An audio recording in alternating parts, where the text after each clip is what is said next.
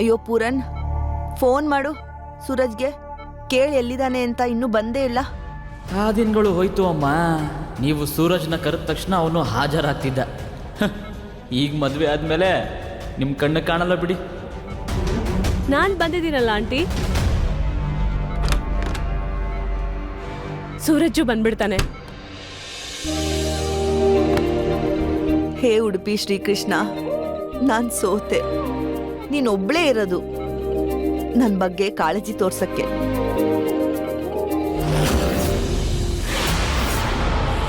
ಕುಂಕುಮ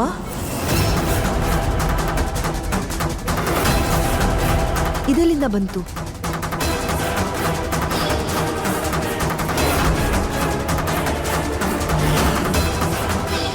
ಏನಾದ್ರೂ ಸೂರಜ್ಜು ಅವನ್ ಬ್ರಹ್ಮಚರ್ಯನ ಮುರ್ದಿಲ್ಲ ತಾನೆ? ನಿನ್ನ ಹಣೆಯಲ್ಲಿ ಕುಂಕುಮ ಇಟ್ಟು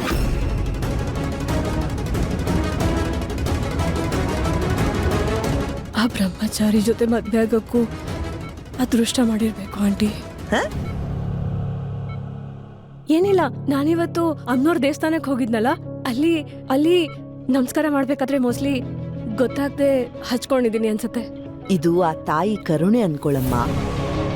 ನೋಡ್ತಾ ಇರು, ಒಂದಲ್ಲ ಒಂದಿನ ನಿನ್ನ ಹಣೆಯಲ್ಲಿ ಸೂರಜ್ ಹೆಸರಿಂದೆ ಕುಂಕುಮ ಇರುತ್ತೆ. ನಿಮ್ಮ ಆರೋಗ್ಯ ಸರಿ ಹೋಗಿದ್ದಿದ್ರೆ ನಿಮ್ಗೆಲ್ಲ ಸತ್ಯ ಹೇಳ್ಬಿಡ್ತಿದ್ದೆ, ಸೂರಜ್ಜು ಇನ್ನೊಬ್ಳು ಹುಡುಗಿನ ಮದ್ವೆ ಆಗಿದ್ದಾನೆ ಅಂತ.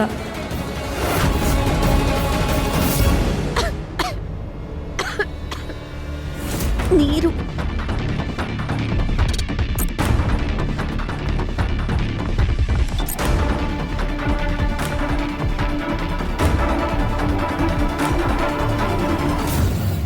ನೀರು ನೀರು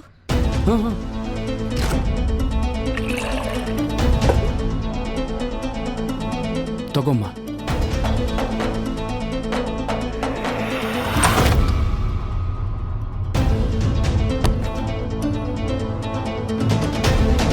ಅಣ್ಣ, ಇದ್ರಲ್ಲೇನಿದೆ?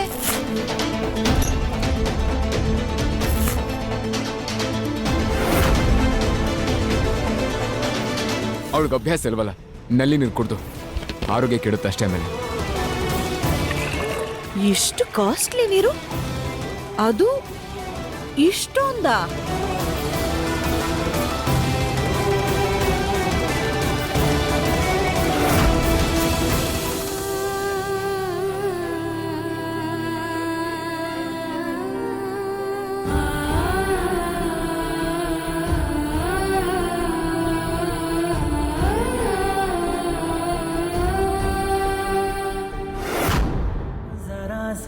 भी मेरी तरह ना कहीं से मैं तेरी तरह, मिलके भी दोनों हैं अजनबी, कैसी है ये दास्तां, ये दास्तां।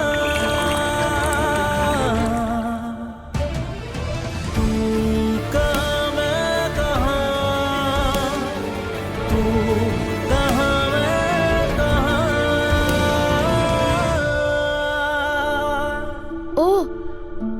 ಅದಕ್ಕೆ ಇವತ್ತು ಬೆಳಗ್ಗೆ ಮಡಕೆ ನೀರು ಕುಡ್ದಿಲ್ಲ.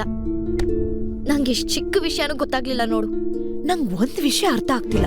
ಈ ಈಶಾ ಬಂದಾಗಿಂದ ಈ ಸೂರಜ್ ಅಣ್ಣ ಇಷ್ಟ ಬೇಗ ಹೇಗ್ ಬದಲಾಗ್ತಿದ್ದಾನೆ? ಅಂದ್ರೆ ಏನ? 1 2 3 4 5 6 7 8 9 10 ಒಂದು ಬಾಟ್ಲಿಗೆ 10 ರೂಪಾಯಿ ಆದ್ರೆ 240 ಆಯ್ತು. ಡ್ರೈ ಫ್ರೂಟ್ಸ್ 100 ರೂಪಾಯಿ ಅಂತ ಇಟ್ಕೊಂಡ್ರು 340.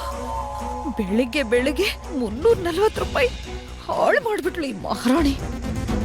ಇವಳಿಗೆ ಏನೇನ್ ಖರ್ಚಾಗ್ತಿದ್ಯೋ ಅದನ್ನೆಲ್ಲ ಲೆಕ್ಕ ಇಡ್ಬೇಕು ನಾನು.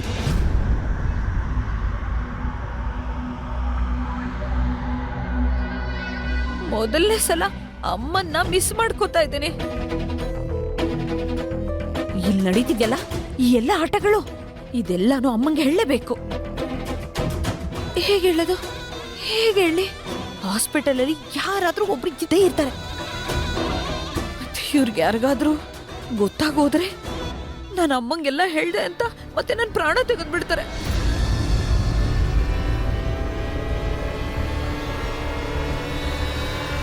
ಗ್ಲಾಸ್ ಇಷ್ಟೊಂದು ಬಿಸಿಯಾಗಿದೆ, ಒಂದ್ ವೇಳೆ ಜ್ವರ ಬಂದಿದ್ಯಾ?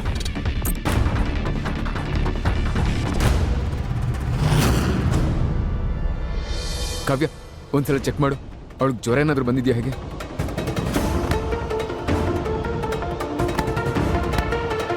ಇವ್ರಿಗೆ ತುಂಬಾ ಜ್ವರ ಇದೆ ಅಣ್ಣ.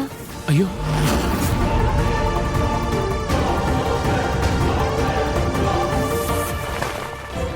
ಅಮ್ಮ ಅಮ್ಮ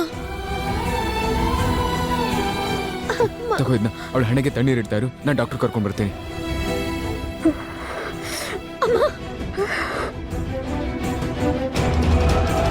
ಅಯ್ಯೋ ದೇವ್ರೆ, ಇವ್ರ ಜ್ವರ ಯಾಕೆ ಕಮ್ಮಿ ಆಗ್ತಿಲ್ಲ? ಕಾವ್ಯ ತಗೊಳಮ್ಮ, ಡಾಕ್ಟ್ರು ಬರೋ ತನಕ ಆದರೂ ಈ ಮಾತ್ರೆಗಳನ್ನ ಕೊಡು, ಜ್ವರ ಕಮ್ಮಿ ಆದರೂ ಆಗ್ಬೋದು.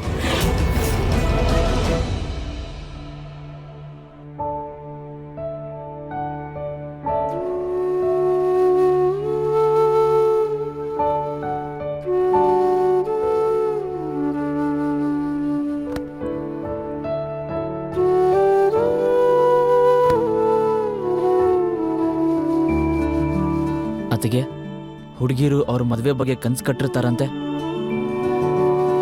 ಈಶಾನು ಕನ್ಸು ಕಂಡಿರ್ತಾಳೆ ಅಲ್ವಾ? ಆದರೆ ಅಪ್ಪ ಅವಳ ಮದುವೆನ ಯಾವ ರೀತಿ ಮಾಡಿದ್ರು ಅಂದರೆ ಅದು ಅವಳಿಗೆ ಕೆಟ್ಟ ಕನ್ಸು ಥರ ಆಗೋಯ್ತು.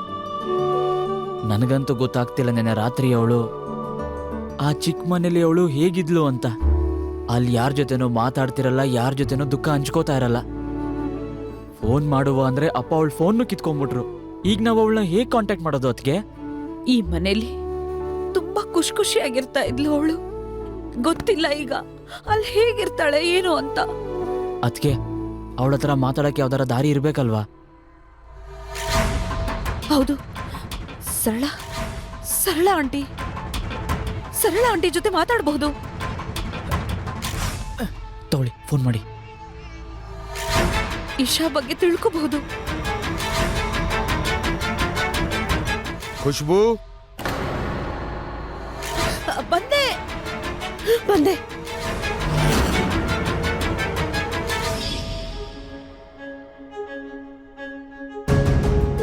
ಅಮ್ಮ, ಡಾಕ್ಟ್ರೇ, ಈ ಜ್ವರ ಯಾಕೆ ಕಮ್ಮಿ ಆಗ್ತಿಲ್ಲ? ನೋಡಿ, ತುಂಬಾ ಸ್ಟ್ರೆಸ್ ಆಗಿರೋದ್ರಿಂದ ಅವ್ರಿಗೆ ಬಾಡಿ ಮೇಲೆ ರ್ಯಾಷಸ್ ಮತ್ತೆ ಜ್ವರ ಬಂದಿದೆ. ಈ ತರ ಕಂಡೀಷನ್ ಆದಾಗ ಅವ್ರು ಮಾಮೂಲಾಗಿ ಯಾವ ಟ್ಯಾಬ್ಲೆಟ್ ತಗೊಂತಿದ್ರು ಅದೇ ಇವ್ರ ಫ್ಯಾಮಿಲಿ ಡಾಕ್ಟರ್ ಕೊಡ್ತಿದ್ರಲ್ಲ ಅದೇ ಕೊಡ್ಬೇಕಾಗತ್ತೆ. ಬೇರೆ ಟ್ಯಾಬ್ಲೆಟ್ಸ್ ಕೊಡಕ್ ಹೋಗ್ಬೇಡಿ, ರಿಯಾಕ್ಷನ್ ಆಗ್ಬೋದು. ನಾನು ಹೊರಡ್ತೀನಿ. ಸರಿ ಸರಿ, ಧನ್ಯವಾದ. Thank you. ಇವ್ರ ಮನೆಯವ್ರಿಗೆ ಫೋನ್ ಮಾಡಿ ಮಾತ್ರೆ ಯಾವುದು ಅಂತ ಕೇಳ್ಕೊ. ಅಮ್ಮ ಅಮ್ಮ ಅಮ್ಮ.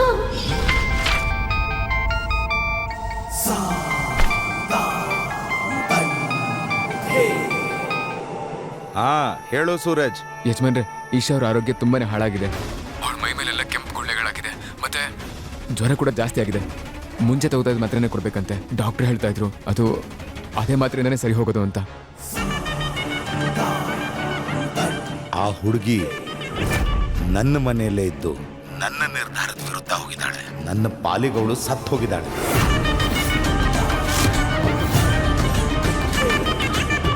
ಇನ್ಮೇಲಿಂದ ಅವಳ ನೋವು, ಸಂಕಟ, ಬಾಧೆ ಇದ್ಯಾವುದರಿಂದ ನನಗೇನೂ ಆಗ್ಬೇಕಾಗಿಲ್ಲ. ಅವಳಿಗೂ ಗೊತ್ತಾಗ್ಲಿ ಈ ಗುಲಾಬ್ ಸಿಂಗ್ ನಿರ್ಧಾರದ ವಿರುದ್ಧ ಹೋಗೋದ್ರಿಂದ ಏನಾಗುತ್ತೆ ಅಂತ. ಹಲೋ ಯಜಮಾನ್ರೆ, ಹಲೋ.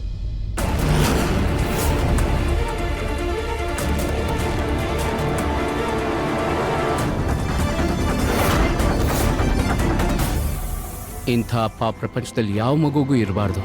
ಇಲ್ಲಿ ಮಗಳು ಒದ್ದಾಡ್ತಿದ್ದಾಳೆ, ಅವ್ರಪ್ಪಂಗೆ ಒಂಚೂರು ಯೋಚನೆ ಇಲ್ವಾ? ಅದಕ್ಕೆ ನಾವು ಅವ್ರಿಗೆ ಮೆಡಿಸನ್ ಹೆಸರು ಹೇಳಲೇಬೇಕು. ಹಾ, ಒಂದು ಕೆಲಸ ಮಾಡೋಣ, ನಾವಿಬ್ರು ಎಲ್ಲಿಗೆ ಹೋದ್ರೆ? ಹಾ, ಬನ್ನಿ. ಎಲ್ಲಿಗೆ ಹೋಗ್ತಾ ಇದ್ದೀರಾ?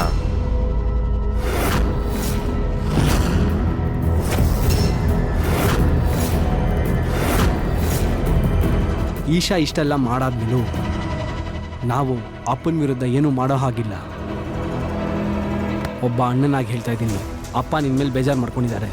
ಇಷ್ಟೆಲ್ಲ ಆದಮೇಲೂ ನೀನೇನಾದರೂ ಮಾಡಬೇಕು ಅಂದರೆ ನೀನು ಮನೆ ಬಿಟ್ಟು ಹೋಗಬೇಕಾಗತ್ತೆ. ಈ ಮನೇಲಿ ಬರೀ ಅಪ್ಪನ ಮಾತು ಅಷ್ಟೇ ನಡೆಯೋದು. ಅಪ್ಪ ಹೇಳಿದ ಮಾತು ನೀನು ಕೇಳಲೇಬೇಕು.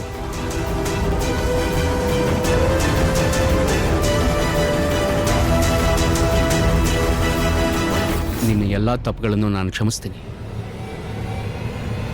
ಆದರೆ ಈ ಹುಡುಗಿಗೇನಾದರೂ ಆಯಿತು ಅಂದರೆ ನಾನು ಮಾತ್ರ ಸಹಿಸ್ಕೊಳ್ಳಲ್ಲ.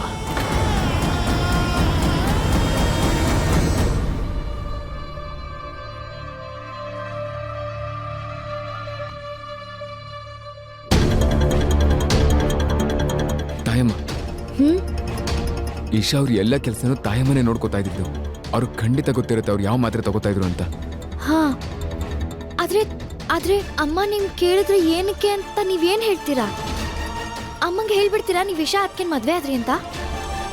ಈಶಾ ಅವ್ರ ಜೀವ ಉಳಿಸ್ಬೇಕಂದ್ರೆ ನಾನು ತಾಯಮ್ಮನಿಗೆ ಸತ್ಯ ಹೇಳಲೇಬೇಕಾಗತ್ತೆ.